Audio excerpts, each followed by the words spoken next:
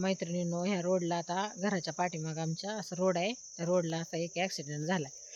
दोन पोरं एकदम फास्ट गाडी चालवत होती आणि पुढे एक माणूस होता, गाडी चालवत होता पुढचा. पाठीमागची फास्ट पोरं आली आणि त्या खड्ड्यातनं हे करून त्यांना ब्रेक आवरलं नाही. मग ते पुढच्या माणसाला जाऊन धडकले. त्या माणसाला धडकले जाऊन.